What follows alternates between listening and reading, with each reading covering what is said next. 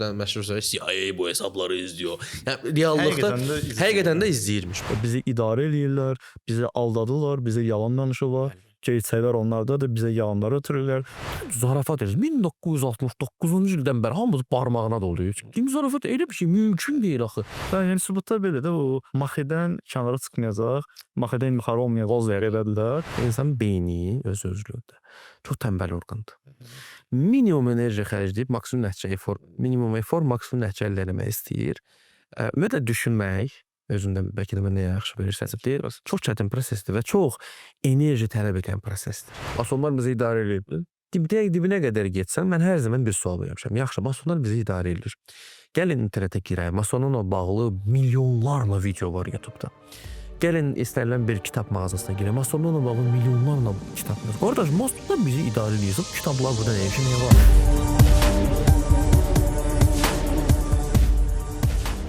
Salam Vüsal, hər vaxtın xeyir olsun. Xoş gəlmisən. Xoş gördük. Yeni studiyamıza.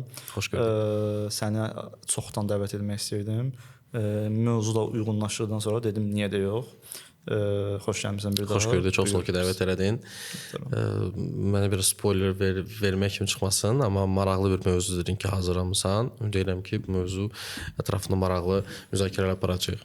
Yəni mövzu elm mövzudur və elmi mövzunu da ancaq elmi kütləvi blogerdən seçmək olar. Buna görə də səni dəvət etdim. Çox sağ ol. Mövzumuz Azərbaycanda daha çox belə bilinməyən adı ilə konspirologiya nəzəriyyəsidir, amma ümumi bilinen adı ilə desək komplo teoriyalardır. Yəqin ki, məlumatım var, ona görə çağırmışam səni də. Ümumiyyətlə çox maraqlı mövzudur, belə deyək. Məlumatsızından məlumatçısına qədər hamının bilib və həmçinin bilmədən danışdığım mövzudur. Qulaqdan dolma da olsa kimisi danışır belə. Qulaqdan dolma, bəli. Adını bilmir, amma misal üçün istifadə edir də, belə deyək. Qısa ilə sənə sual ötürüm. Səncə nədir konspiroloji nəzəriyyələr? Ümumiyyətlə bunların izahı nədir və yaxud da sənin fikrin nədir bu barədə?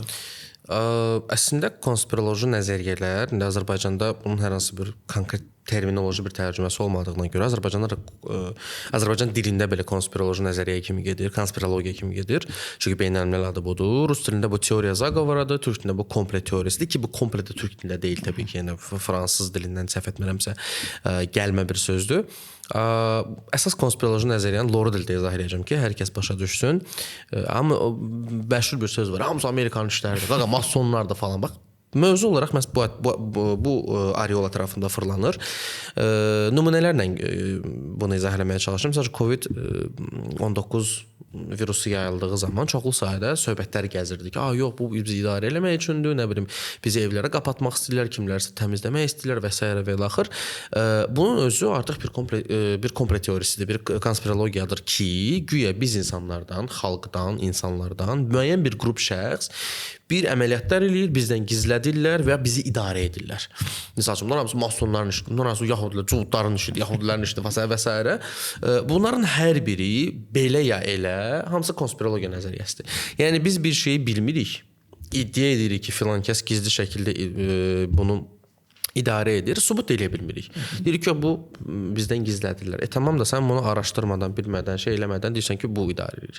Əlində bir sübut da yoxdur. Bəzən belə deyək, ən çox yayılmış Azərbaycanda konspiroloji nəzəriyyələrdən biri də düz dünya nəzəriyyəsidir. İkinci, bu Covid-in və s.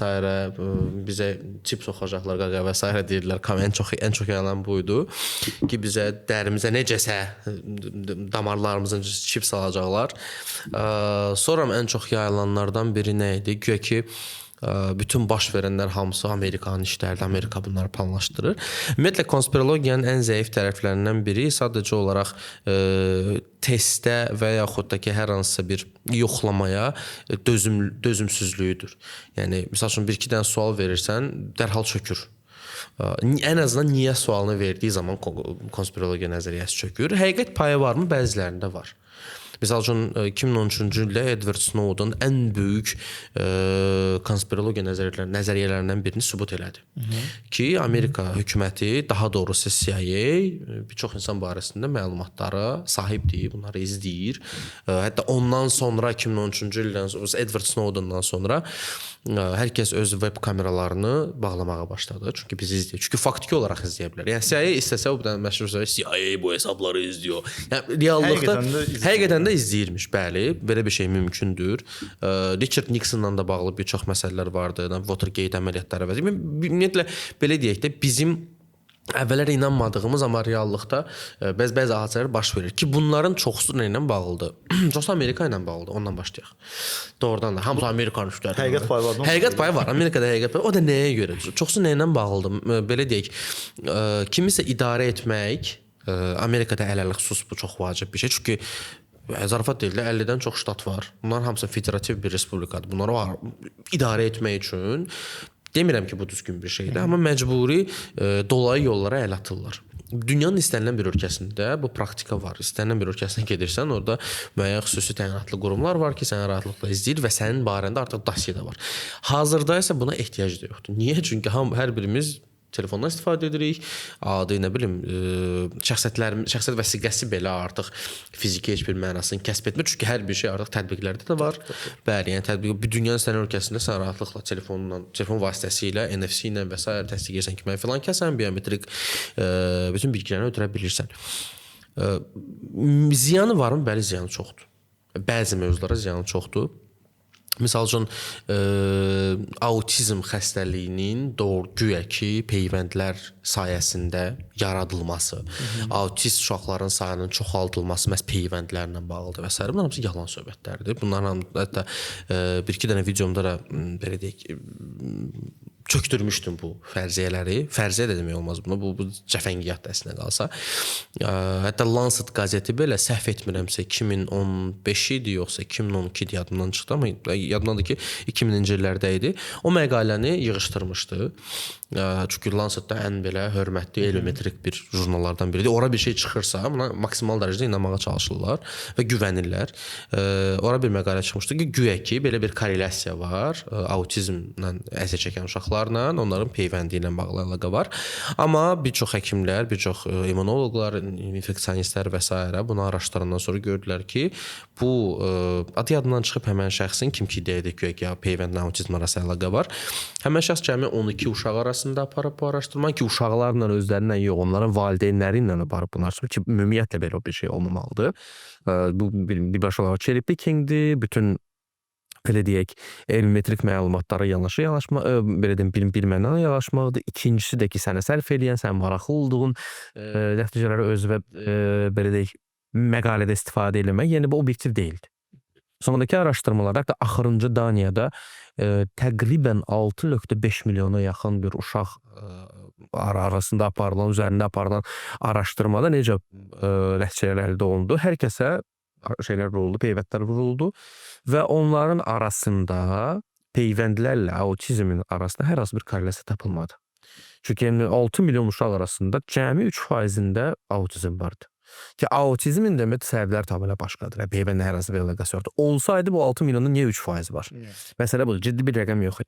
Yəni deməyim odur ki, buna belə deyək, inanmaq çox da belə deyək də yaxşı bir şeydir. Ən azından fayda görmürsən. Hər bir şey sorğulamaq lazımdır, amma müəyyən bir norma çərçivəsində. Burada da onu belə bir çıxarım edə bilərik də, sənin misal üçün bu izahlarından.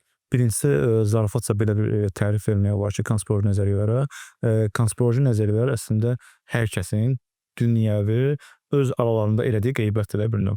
Bənövşəs bizim ikimizin arası deyil, artıq bu dünyanın hər tərəfində insanların bir söz obyektidir, söhbət mövzusudur, belə deyək. Bir də o dedin ki, həqiqət payı var müəyyən qədər. Bəli. Amma burada da məncə bir incə nüans var. Misal üçün, elmi iddiaların, elmi fikirlərin yoxlanılma mərhələsi var ki, və bu iddialar yəni özü başına ortaya atılmır və belə deyim, mən yuxudan ayıldım falan şeydir. Bu cür aparılmır, müəyyən bir araşdırmalar olur, müəyyən bir müşahidələr olur. Əsaslana biləcəyim, söykənə biləcəyim bir əsaslar olur, amma konspiroloji nəzərlərdə bu yoxdur. Sadəcə bir önəmli bir sənə vurğuladın ki, bizi idarə edirlər, bizi aldadırlar, bizi yalan danışırlar. Gerçəklər onlardadır, bizə yalanlar ötürürlər. Bunun üzərinə və bir də çox maraqlı bir nüans var. Bu fərqli konspiroloji nəzəriyyələri bir araya yığanda hamısı sanki bir-birinə əlaqəlidir. Yəni bir-birinə bağlantılıdır. Hətta onunla bağlı bir iceberg şəkli də var ki, dərinə getdikcə lap ümumiyyətlə bir avırçılıq çıxır da. Yəni o ayət bir dənə qaqaş var, türk tiktoker də eynəkli qaqaşda mütəmadi olaraq bir quş var, o ağırlıq mərkəzi şeyində, o dimdiyində olan. O fırlanın o fonunda videolar çəkir. Komple teoriyalarının icebergi nə də belə bir şeyin mütəmadi olaraq onların belə deyək istifadə edir öz videolarında. Əslində suala imkan vermədimi, sual verəsən sən? Yox, ümumi olaraq dedim, yəni sualın nə idəsində, misal üçün bunlar elmdən təbii ki, funksiya olaraq fərqlidirlər və ortaya çıxma səbəbləri də fərqlidir. Bəs niyə misal üçün bu ikisi arasında bu qədər inanc fərqi var? Yəni niyə misal üçün insanlar elmi qəbul etməkdə daha Konspirologiya maraq daha çox inanırlar. konspiroloji nəzəriyyədə daha çox inanırlar və müşahidə, əsaslanmaları az olmasına rəğmən. Çünki misal üçün sual versən, nümunə çətin ki, virus vaxtı misal üçün virusla bağlı bizi idarə edirlər, bizə ona görə evə salıblar ki, öz işlərini rahat görürlər. Bəli. Amma buna dair sübut desən, sübutları sadəcə məişət səviyyəsində və yaxud da Qalanı şabaqım var, tanış. yəni sübutlar belədir, o Maxidən kənara çıxmayacaq, Maxidən yuxarı olmayacaq, qoz edədilər.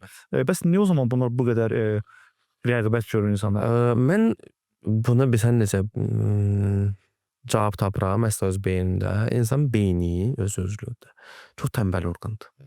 Minimum enerji xərcləyib maksimum nəticəyə minimum efor, maksimum nəticə əldə etmək istəyir. Ümumiyyətlə düşünmək özündə bəlkə də mənə yaxşı bir səbəb deyil. Çox çətin prosesdir və çox enerji tələb edən prosesdir. Ona görə hazırda bir çox insanlar nə ilə məşğuldur metroda, sadəcə telefonu götürür, telefonda nəsə baxır. Çünki və bunun sayəsində klip və müşleni deyir dostlar, klip düşüncəsi, yəni sənə verilən məlumatlar ətrafından ancaq fırlanırsan, yeni məlumatlar artıq sənin beynin hasil eləmək gücündə deyil. Hazırda mən bir şey görürəm ki, insanlar bu cür məlumatlara ona görə inanırlar ki, onu qəbul etmək daha asandır. O cür məlumatları üzərinə yeni məlumatlar əlavə etmək daha asandır və ona maraqlıdır.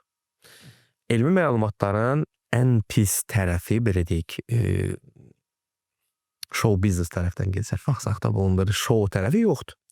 Elmi məlumatın konspiroloji məlumatdan, komple teoriyalarından birbaşa olaraq fərqi ondan ibarətdir ki, quru statistika və quru məlumatlardan ibarətdir ki, və korrelasiyasını səni rəqəmlərlə göstərir. İnsanlar ümumiyyətlə rəqəmlər və s. gördüyü zaman oxumurlar. Bu da əsəbər qədər rəngli nəsə bir şey var, rəsmli kitab var, orada oxuyaq. Məsələ bu da, faktiki olaraq elədir. Amma insanlar başa düşmürlər ki, bütün həqiqətlər statistikalarda, bütün həqiqətlər rəqəmlərdədir, bütün həqiqətlər müəyyən faiz nisbətlərindədir. Misal üçün sən belə desən, çox gözəl bir məqamat oxundun ki, hər hansı bir sual verdiyin zaman çökür və argumentasiya verə bilmir. Mən bunu düzünyaçılarda gördüm. Nəyə görə? Hətta onları özlərinə belə demişdim. Bir canlıda birlikdə idi, 5-6 dənə düz dünyaçı, mən onlara qarşı idim və s. Hətta girməyəsiydim canlıya, sadəcə olaraq bir cavan oğlana qarşı mənə başda hücum elədilər onlar o uşağa qarşı. Vicdanım sızladır, yox mən girəcəm. Yoxdur da elə söhbətdə, uşağı niyə təkləmişsinəsə, girdim, onlar başladı qışqırmağa falan, bir dənə söz var, dinsiz, imansız falan. Dedi, yuqarıda sən şübhənsən, məsələn də 5 metr şübhələndə, görüm nə deyirsən. Düz dünyaçıların, ümumiyyətlə, komple teoriyacıların ən böyük problemi ondan ibarətdir ki, onları misal üçün 5 dənə sual verirsən, 5 dənə sualın ikisinə cavab verə bilirsiniz. Düz dünyada mən bunu gördüm. 10 dənə düz dünyaçını götürsən, 10 dənə düz dünyaçının 10-unda fərqli düz dünya modeli var.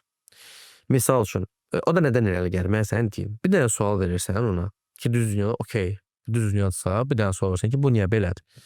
Yeni bir şey çıxardır. İkinci sual çıxarsın, bəs bu niyə belədir? Yeni bir şey çıxardır və hər dəfə yenilənir. Üzərinə gəlir. Yəni, stabil bir model yoxdur ki, ümumiyyətlə, elmdə necə bir şey var. Misal üçün, əgər biz Newtonun gravitasiya nəzəriyyəsini götürsək, vaxtı ikən Newtonun gravitasiya nəzəriyyəsində verilən bütün suallara, o formullarına, riyazi əsaslarına izah eləyirdi.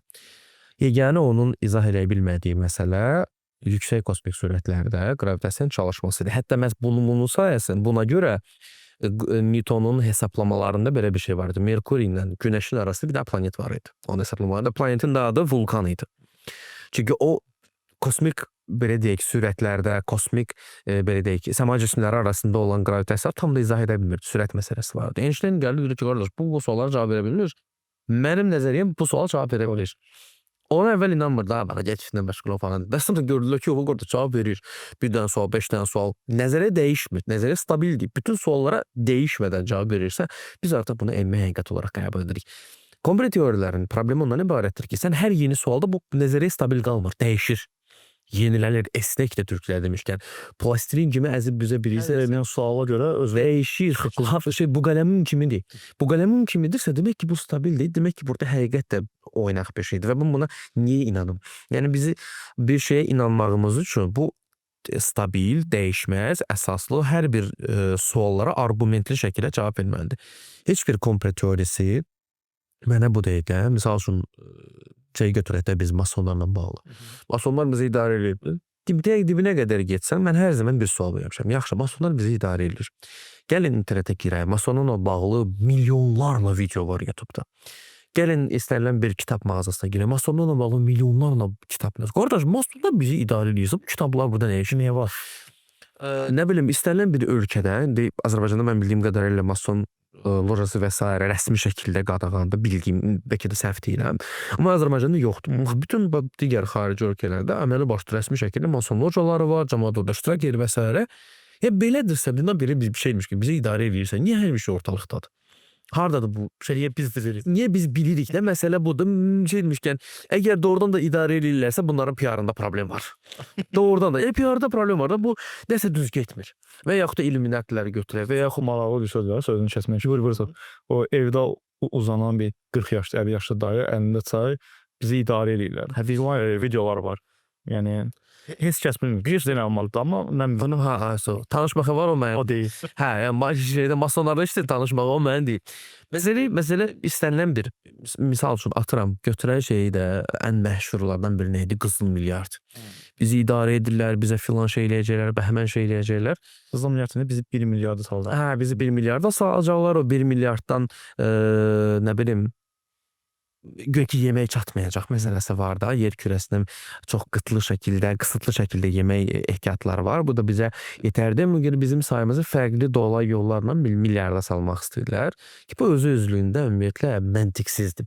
Çünki sənin əksinə sayın çox olmalıdır ki, sən yaxşı pul qazanasan. Bu mütləq şeyə qarşıdır. İstənilən bir kapitalizmin özünə təməl olaraq qarşıdır. Yəni, məntiqsizdir.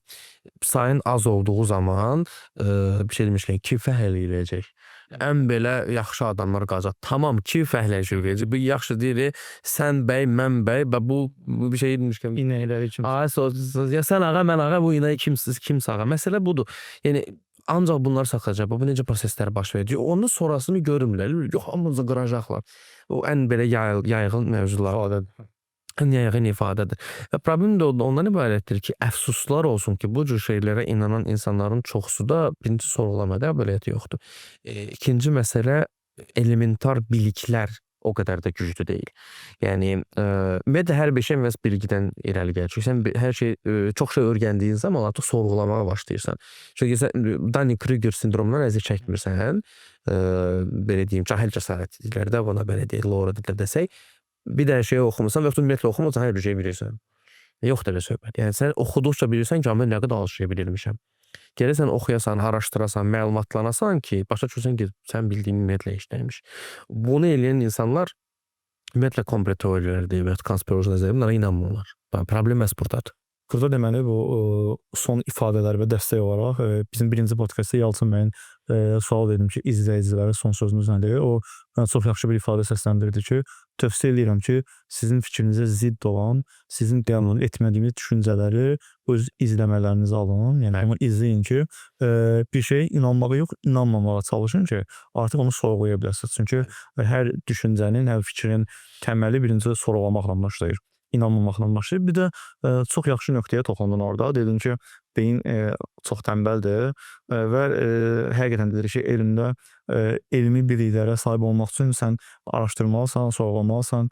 Bir-iki mənbə ilə yox, bunun vərqisi, bunun təsdiqləyən mənbələri araşdırmalısan. Bu kifayət qədər yorucudur, kifayət qədər zaman aparır, enerji sərfiyyatı aparır. Buna görə amma tutaq ki, çox adi bir şəkildə bizi Amerikalılar idarə edir demək daha rahat, daha asan qəbul edilən də, o bir şey belə daha rahat yeyilə bilən məhasusudur bu. Ona görə az enerji xərclədiyi üçün, həm də sövdə dəstək maraqlı olduğu üçün çox maraqlıdır. Məsələn, çox maraqlıdır. Orada oturublar 10 nəfər, öz aralarında Kimdə o görəsən 10 nəfər hər falan. Hələ adları da seçdirir. Öyle görsən qonşusu belə xalabda falan. Şu qaçırsan. Məsələ orada gizlilik faktoru. Ümumiyyətlə biz insanlar elə o vaxtdan bir gizli bir şey bizə həmişə maraqlı olub. Çünki onun cavabını bilmirik deyə bizim beynimizdə bu dopamin ehtiyacı var. Ondan sonra dopamin gəlir beynimizə. Məsələ budur əslində. Bəs bizim o həmişə bir istifadə etdiyimiz metodlarda, məsəl üçün öz fikrimizdə olmayanları həmişə cahil adlandırırıq və yaxud da onları savadsız adlandırırıq. Bəs sən bu konspiroloji nəzəriyyələri qəbul etməyən biri olaraq bu nəzəriyyələri qəbul edən şəxslərə cahildir demək çoxmu sərt, çoxmu bir ümumiləşdirmə olar? Məncə çox sərtdir. Sadəcə olaraq belə deyək. İnsanlar çox vaxtı başa düşmədiyi məlumatları qəbul edirlər. Çünki bilik səviyyələri o qədər güclü deyil. Belə deyək də, burada əslində qalsa insanlara şans vermək lazımdır. Çünki hər kəsin bizim kimi hər hansı bir məlumatlara əl çatanlığı yoxdur, ondan başlayaq.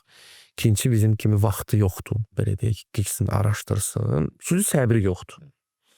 Bu faktorlar olduğu zaman ki, bu faktorlar həm ailədən gələn məsələlər var, həm böyüdüyü cəmiyyət məsələsi var, aldığı təhsil məsələsi var. Amma hər bir halda, yəni insan əgər sorğulama da yox, olğun yaşamaq istəyirsə, bu dünyaya açıq gözlə baxmaq istəyirsə, məncə onun qarşısına hər gələn məlumatı həqiqət kimi qəbul etməməlidir. Hətta mənə bəzən gülür, məncəm yoxdur. Yəni bəzən orada 200 təgərli, bəzi videolar var, 200 təgərli gəlsə qalsa 5.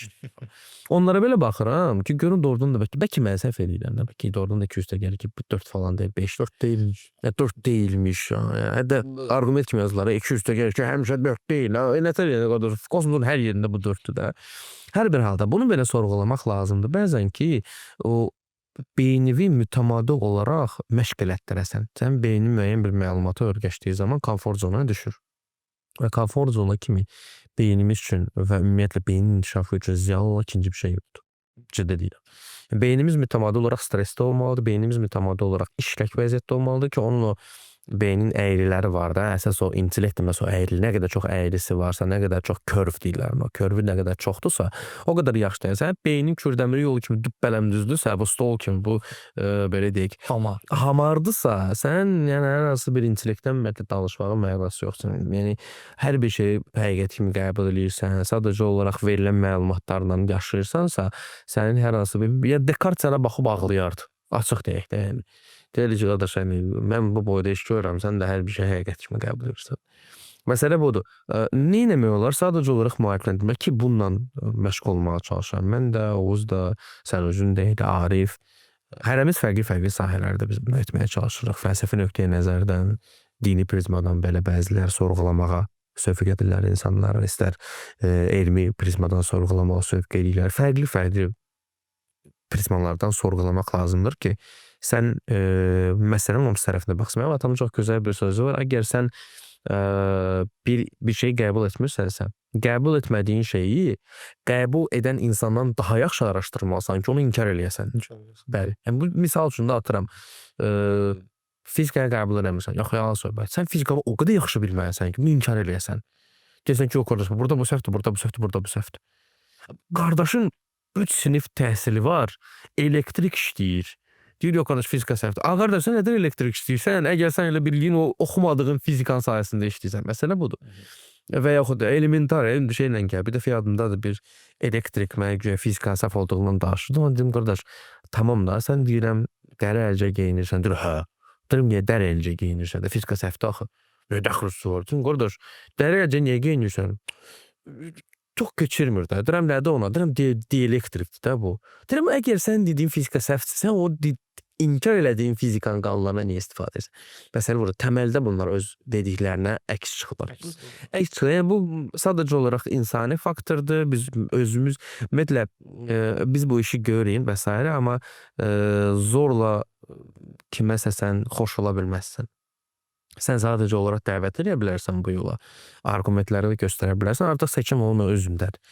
İl axır bu insanlar gəlib çıxacaqlar dediyimizə ki, həqiqətə sorğulamaq lazımdır. Həqiqət ümumiyyətlə başqa yerdədir və belə yaşamaq olmaz.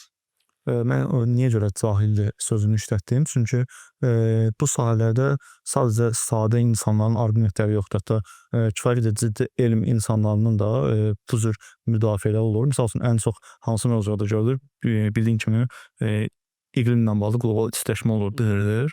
Elə buna etiraz edən bəzi alimlər var ki, bunlar deyirlər ki, yox, iqlimdə heç bir dəyişiklik yoxdur, hətta daha stabildir, hətta bundan daha pis olan hallar da mövcud olur.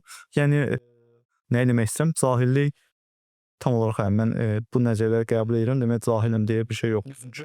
Çünki kifayət qədər ciddi insanlar var ki, elm insanlar var ki, ondan Zor amma belə bir şey nazara. Bəs burada sən də nümunə gətirdin, din.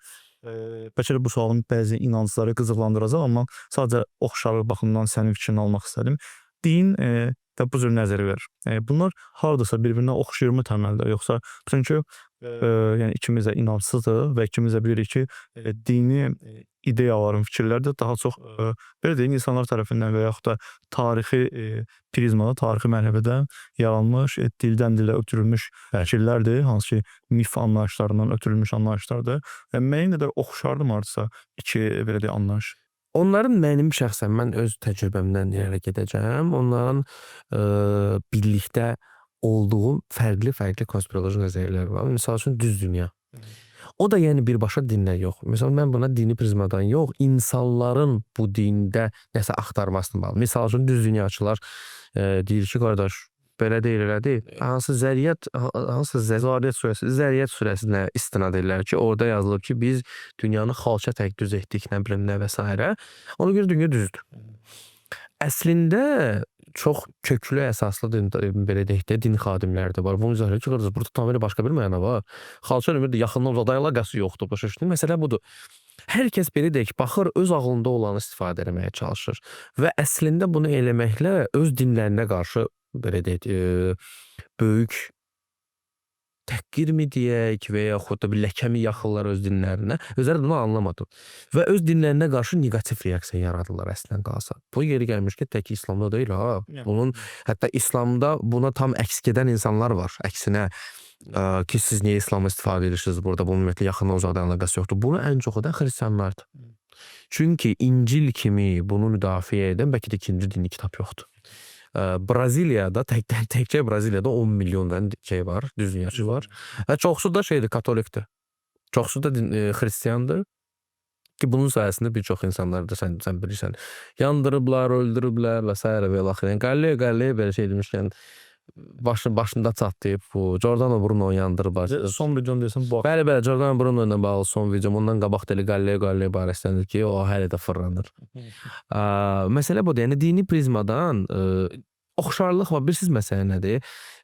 Dini dogmaların belə bir yanaşması var da. Mən belə dediyim, sən belə deyək, sorğulamadan inanmaqdır. İman məsələsidir. İman məsələsidir. Çünki sən sorğuladığın zaman artıq bu iman sayılmır. Bir çox dindarlar da deyirlər ki, hər şey açıq-aşkar olsaydı, onda nə mənası olardı? Əslində məntiqlidir.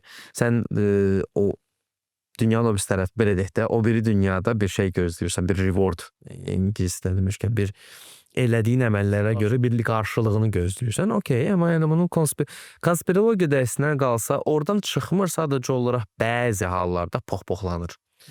O da din tərəfindən yox, din tacirləri istifadə edənə çoxdur. Yox, bizim dinimizdə də bu var. Məsələn ki, ümumiyyətlə çox belə iki tərəflidir. Mən o qədər dostlarım var, yaxınlarım var.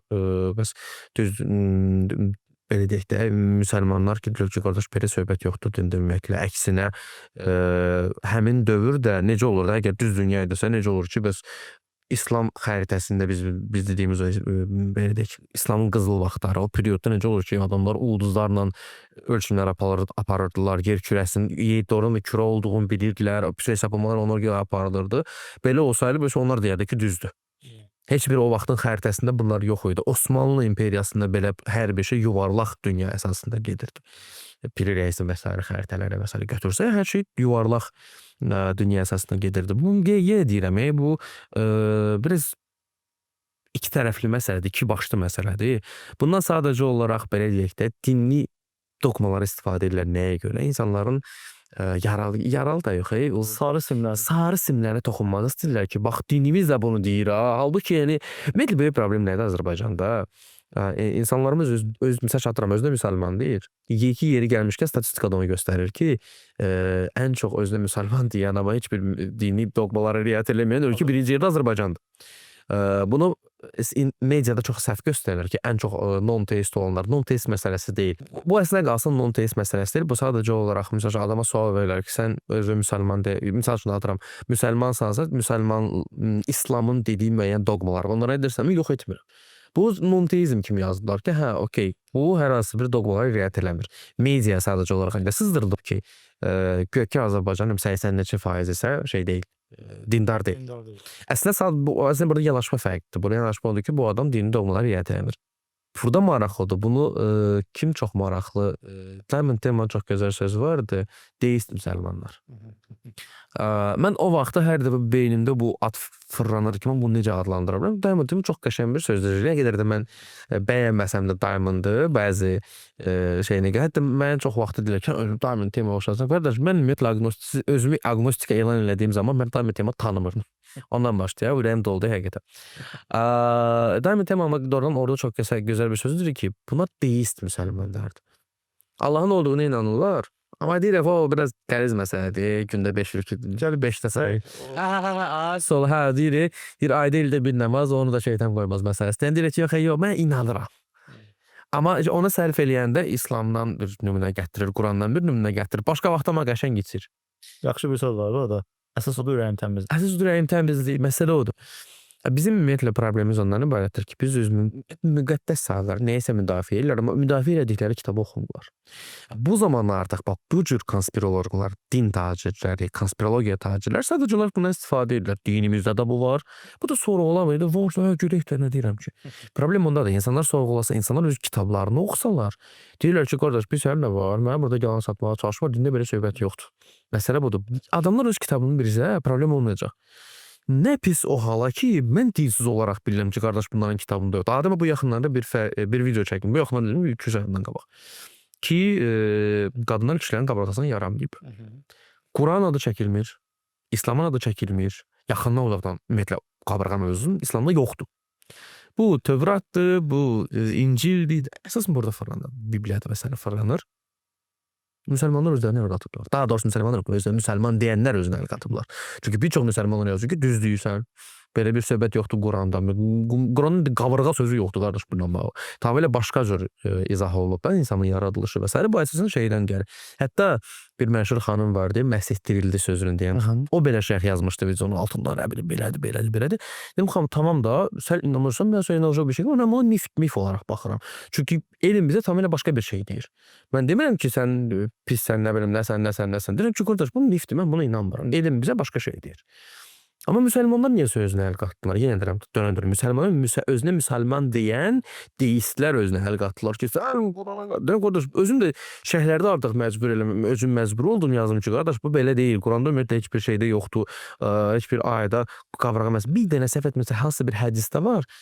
Orada da yaradılış məsələsi deyil. Orada necə izah olunur ki, yəni sizə çox yaxındır qadınlar. O da orada yenə istinad gedir şeyə, Bibliyaya, İncilə və s. ki, yəni sizə yaxında Allah sanki səndən bir parça olaraq düzəldib. Ona görə yəni bunları incitməyin qadınlar və s. belə bir prizmada gedir. Amma yaradılış və s. məsələsi yoxdur ümumiyyətlə Quranda. İnsanlar qaldı səni başladı müdafiə eləməyə. Yəni mən artıq mən deyirəm ki, qardaş belə deyil axı. Yəni Quranda bu söhbət yoxdur da. Yəni niyə deyirsiniz? Problemimiz bundadır. İnsanlarımız öz müqəddəs saydığı kitabları oxusalar heç bir problem olmayacaq. Əslində bütün bu formada sıxıntılı mövzulara toxunduqda sonda aldığımız bir cavab olur ki, nəticə olur ki, sorğulamalısan, 100% inanmamalısan. Bəli. Ən azından bir sual vermək üçün ayaq yeri verməlisən ki, qardaş, bəlkə bu səhvdir, bəlkə mənim belə inandığım səhvdir. Düzdür, ümumiyyətlə, konspirologların ən böyük problemi ondan ibarətdir ki, onlar özlərini sorğulamırlar. Bəlkə mən səhv deyirəm, gedək yox dedi bir söhbət. Onların yox, qardaş, bizi idarə edirlər. Adi misal soğuduram, sən bizə yalanla, aya getməmişik, filan şey, hamısı qrin-skrindir. Bəyəm yaşda qardaş, gəl nəzərə alaq da, bilirəm, adi bu din, demirsiniz, biz darıq falan. Dini tərəfdən baxaq da, yalan ömrü nə qədərdir? 40 gün. zarafat edir. 1969-cu ildən bəri hamımız barmağına doluyuz. Kim zarafat elə bir şey mümkün deyil axı. Milyonlarla insan bu kosmik araşdırmanın içindədir və bir dənə də məlumat sızdırır. Elə bir şey yoxdur axı başında. Mümkün deyil. Yəni heç kim aya uçmur məsələsini deyirsən. Misal üçün heç kim aya uçmur. Ən məşhurlardan biri məhz bunu da Kubrick çəkib və s. Ki bunun dəfələrlə sübutu və s. də olmuş. Yoxdur, quruş uçublar, müstəqil araşdırmaçılar da buna baxıblar, sübut ediblər ki, qardaş belə deyil, elədir və s. və ilə axır. Yenə də iman bunlar. Deyirəm ki, tamam da, yəni bizi aldadılarsa ən bəsit sual. Bunu niyə edirlər? Aldatmaqlar, bir adamı aldadarsan, dələduzluq etməyə çalışarsan. Sənin oradan bir çıxarın var. Mən oradan bir pul alacağam. Burada məqsəd nədir? Sən bunu aldadın. Misal üçün, bizim demişkən CIA bizi aldadır. Yaxşı, deyək ki, bizim nasıl aldadır? Niyə? Məqsəd nədir? Nə əldə edir buradan? Məsələ budur. Belə dinsiz eləmək istəyir. Deyim, yaxşı, dinsiz. Dinsiz eləyəndə nə əldə edir buradan? İlk alır, ilişir.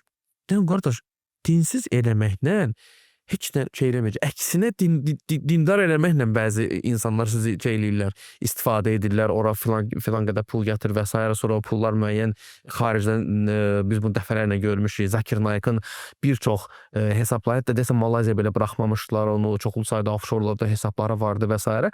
Nəyə görə? Çünki adam əvvəl pul verirdi ki, bunlar iştirak eləsinlər, müsəlman olsunlar. Bir çox faktlar və s. ortaya çıxmışdı Zakir Naik'la bağlı. Sonradan onlar hər ay filan qədər pul verməlidir ki, filan qədər adamlar müsəlman olsunlar. Belə şey söhbətlər var. Amma yaxşı, səni dindən çıxarmaqla bu adamın nə xeyri var? Heç bir xeyri yoxdur. NASA'nın əlhəssuz heç bir xeyri yoxdur. Xüsusilə NASA'nın heç bir xeyri yoxdur. Yəni, bu sahədə olan heç bir adamın biz deyə bilmərik ki, bir çıxarı olsun, bir məqsədi olsun. Buna cavab verəcək bir şey yoxdur. Ən çox bu sənin o niyə sualları, mən misal üçün dünya düzdür deyənlərə qoyuram, sən misal üçün izah eləmsin öz videolarında elmi əsasları, tarixi əsasları var bunun, məntiqi əsasları var ən əsası. Amma bir sual məncə onları belə susturmağa bəs eləyir. Misal üçün dünya üçbucaqdır, kvadratdır. Yəni bunun mənim həyatımda, bunun NASA'nın həyatında nə kimi bir önəmi var? Yəni həqiqətən çox önəmsiz bir məsələdir yəni. Adətən heç bir şey yoxdur, mənasör çıxarıb bu pizza formasında. Nə fərqi var, nə əlaqəsi var? O belə də elədik. Mən həyatımı yaşayıram. Bu Fəhlə babanın həyatında nəyi dəyişir? Heç. Mən yenə də səhər 6-da dururam, gedirəm işə. Axşam yeni yeyirəm. Açıq etməni çox maraqlıdır yəni. Ha bu düz oldu, ha bu düz olmadı, ha bu əyri oldu, ha bu şey oldu, yumalı var oldu. Heç bir şey dəyişmir. Deməli bizim layihənin bir standart sualı var. Sual budur ki, okey, problemləri izah edirik, amma bunu zaten hamı danışır, hamı elə deyir, amma çox maraqlıdır ki, heç kim həll üsulunu, həllini demir. Hamı problemini danışır, çünki çox rahat da səhv tapmaq, yəni hamı səhv tapa bilər yəni. Siz səhv etdiniz falan, demək asandır, hə, Gəl özünü araşdır. Amma bəs bu problemi necə həll etmək olar? Misal üçün, necə etmək olar? Yəni bu daha çox yük alimlərin mi üstünə düşür? Yoxsa misal üçün elmi daha fərqli formada mı çatdırmaq? Misal üçün, hansı ki, tutaq ki, bir elmi kitab oxumaqdansa, tutaq ki, Vüsalın hansısa bir qısa videosunu izləmək daha maraqlıdır. Çünki həm qısadır, həm sən daha sadə formada izah edirsən və tutaq ki, axşam fəhləlikdən gəlib oturan biri bir dəqiqə etsən sıxılmayacaq və daha aydın başa düşəcək. Bunun bir dənə yolu var. Mənə belə inanmayın. Həqiqətən. Həmişə demişəm ki, qardaş, mən deyirəm bunu, okey, mənə də inanma. Gir, araşdır, bax. Amma burada məsələ var. Gir, araşdır, bax, demək asandır. Müəyyən yolları var. Hardan araşdırım? Google'ın birinci səhifəsində axtarma. Bu birinci növbədədir. Google'ın birinci səhifəsində bir şey varsa, bil ki, ən çox tıklanan odur. Bil ki, ən çox reklamı vurulan odur. Bil ki, ən çox səfi adamların girdiyi axtardığı. Sən ikinciyə, üçüncüyə, beşinciyə gir. Ən çox yayılan məsələ. ChatGPT-yə inanma. Çünki ChatGPT-də o birinci səhifədə olanları götürür. Problem ondadır. Bizdə ümumiyyətlə Azərbaycanda böyük bir problem var. ChatGPT başqa cür deyir axı. Elə bir ChatGPT şeydir, Newton və s. üst səviyyəsində olan bir intellekt də deyil. Bu machine learning sistemidir. Bu internetdə nə varsa, ən çox yayılmış, ən çox belə deyək, məqalə nə barədə varsa onu götürürsən qarşıya. Əslində bizik də belə düzdür. Bizik də Zahil, axmaq olduğumuz üçün o da biz onu eləmişik. İnternetdə daha çox nə səfehlik yükləmişik. Bu da onlar üçün hərəkət edir. Ki bu tam da süni intellekt sayılmır əslində. İkinci məsələ müəyyən mənbələr var. Misal üçün MBTI-yə baxmalısınız. MBC-də çoxlu sayda elmi məqalələr var ki, elmi məqalə hər elmi məqalə də normal elmi deyil. Ha. Bunun elmi-metrik göstəricisinə baxmalısınız ki, burada ikili random testlərdir, kör testlərdir, nə bilim plasebo effektidir. Buna nəzərə alınıb, nəzərə alınmayıb. Kimlər bunu aparır? Maksimum obyektiv olubmu? Bu abstrakt hissəsi var. Abstrakt hissəsinə baxmalısınız. Neçə nəfər arasında aparılıb? Yoxsa 5 nəfər arasında araşdırma aparıb, necə bu belədir? Elə söhbət yoxdur. İkinci məsələ, Lancet qəzetində olan məqalələrə baxa bilərsiniz eyniliklə və yaxud da Google Scholar-a tapa bilmirsiniz. Google Scholar-a yazırsınız mövzunu, o sizə bütün məqalələri çıxardır. Hər bir mövzu ətrafında. Və yalnız bu belə deyək ki, əsaslı şəkildə bir məlumat. Misal üçün də biri deyir ki, misal üçün filan videosunda belə deyir. Tamam, o video hardadır?